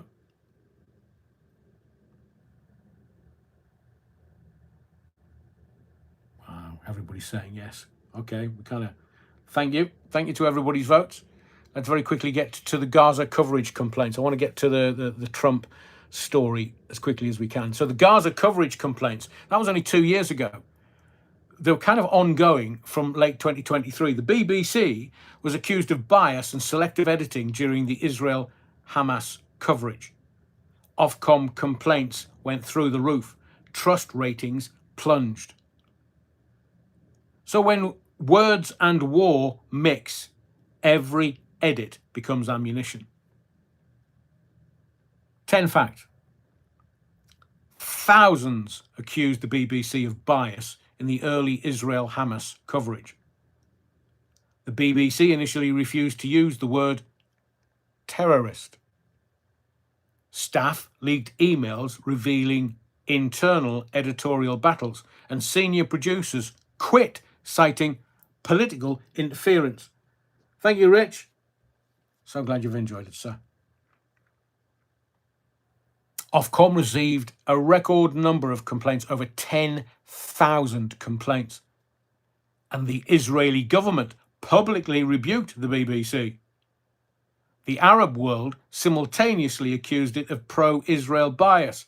Damned if they did, damned if they didn't. And the polls showed the BBC trust among UK Muslims fell by 40%. And the row triggered a parliamentary review into impartiality, and the BBC quietly updated its language guidelines mid-war. So Ofcom had an impartiality review, BBC executive editorial review, both 2024, a sort of internal post-mortem. Thank you, Stuart. I think we're going to skip the license fee and the charter renewal. I might leave that for a later date because it is a scandal, and what's happening with Trump now really will scupper that. So even though it is number 9, for timing's sake, let's get to number 10, the final scandal this evening, the 2025 Trump speech editing crisis. It's kind of the fallout now. So Panorama allegedly, as I was saying earlier, edited Trump's 6th of January 2021 speech to imply a call to violence. An internal memo alleged systematic bias. We know this week that Director General Tim Davie and Head of News Deborah Turnus have resigned. Trump is threatening a $1 billion lawsuit. So this isn't just a scandal. It's the BBC's trust apocalypse in real time. It's unfolding as we're watching, literally minute by minute. Give you 10 shocking facts. Panorama edited Trump's January 6th speech, Napoleon blown apart. Thank you very much for your support, young sir. Panorama edited Trump's January 6th speech to make it appear as a direct call to riot. Two separate speech segments, 50 minutes apart, were stitched together. BBC internal memo admitted the cut was misleading. You don't say. Excuse me a second. Trump's lawyers are now demanding a $1 billion settlement. That'll soon cure their constipation at the BBC. The chairman issued a public apology, calling it an error of judgment. The Director General and Head of News resigned. Ofcom received thousands of complaints within 24 hours. The documentary, as I was saying earlier, aired during the US election week, amplifying accusations of bias. An internal whistleblower leaked Slack messages, it's a kind of a social media platform which I have used bizarrely, proving awareness of the edit. And the fallout triggered government review of BBC impartiality. Now, so far, I understand that there is a BBC internal editorial standards review in progress. There's an Ofcom formal investigation under the UK Communications Act. There is a Parliamentary Media Committee hearing expected Q1 of 2026. But have you noticed that nobody in the mainstream media is actually saying that? A formal investigation by Ofcom under the UK Communications Act, internal editorial standards by the BBC, and a Parliamentary Media Committee hearing Q1 2026. So, couple of questions to round all this off. And please, if you could smash the likes before you leave the live this evening, that would be much, much appreciated. See if we can get anywhere near 200 or over. Question. 1 for yes, 2 for no, 3 for don't know. Was that edit a genuine mistake or evidence of political bias? 1 for yes, 2 for no, 3 for I don't know. Was that edit a genuine mistake or evidence of political bias?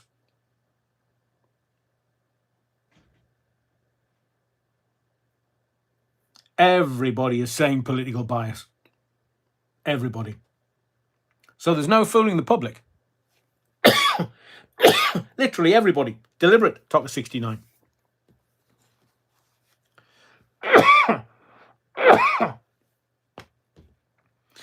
So I'll ask you, I'll give it 5-10 seconds or so. Tom Harney says, you don't accidentally edit like that. Stuart says, not a mistake. So everybody's of a like mind. So here's a second question for you. If the BBC can alter a president's words, different question. Does a public broadcaster have the right to interpret or only to report? Interpret 1, 2, only to report. Does a public broadcaster have the right to interpret or only to report? 1 for interpret, 2 for only to report. David Graham, even Stevie Wonder could see that. Yeah, only to report is the majority. Oh, everybody. Alison and Andrew James and Reg D, Tocker 69, Man the Sky, Paul West, all saying only to report. Another quick question. Should the Director General have resigned? Yes or no? 1 for yes, 2 for no. Should the Director General have resigned? 1 for yes, 2 for no. Mad Matt UK says something very prescient. It's up to us to interpret, them to only report. Ooh. The majority are yeses. Steve Barnes, Lionel Layton unrehearsed, I see you, the lot need to go, Napoleon blown apart, Man the Sky, Ray Norton are all saying yes. And final question for the live this evening. Has the latest scandal ended your trust in the BBC? 1 for yes, 2 for no, 3 for I don't know. Has the latest scandal ended your trust in the BBC?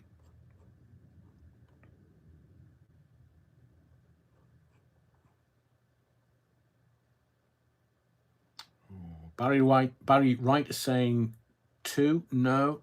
Most people are saying 1, I see you. Dave Stewart, Cuban Pete, Garen Davis, Albert Medcalf are all saying yes.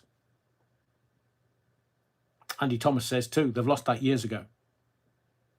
Dr. 69 says a long time ago.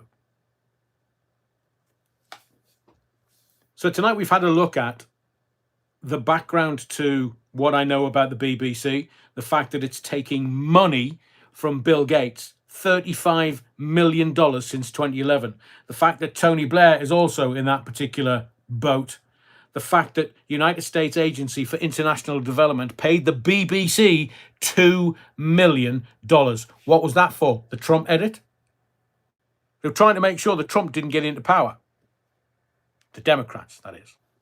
So we've had a look at the Diana interview, Savile scandal, Hugh Edwards, Dr. David Kelly, McAlpine and those accusations, Cliff Richard, but finally the Trump fallout. Once again, history repeats itself. A BBC crisis about truth, accountability and power. And now they're peddling furiously to try and make sure it doesn't end up in your morning papers, your chip paper, tomorrow morning. But I don't think Trump's going to let go. Matthew Whedon, Blair the Devil. So I hope you've enjoyed tonight. Slightly different. We only took one subject, but there's lots to it. And I'm sure the majority of everyone in the body of the Kirk tonight is aware or has some awareness of all the different subjects that I've talked about. Thank you for all your polling. Thank you for all your indulgences, your likes. Smash the likes if you're still and you haven't. Please, let's see if we can get over 200 for this particular live. And again, thank you for your likes, your subscriptions, but most of all, your indulgence. The next live, 7:15 for the parish notes, 7:30 Sunday. Thank you to everyone who's been in touch, and thank you to everyone for your very kind words this evening. My name's Adrian Allen. This was the Theatre of the Mind Live 259, a special about the BBC and what's been only described as scandal. And now we have yet another one. Be safe, look after yourself. And this is not a show. This is a mission.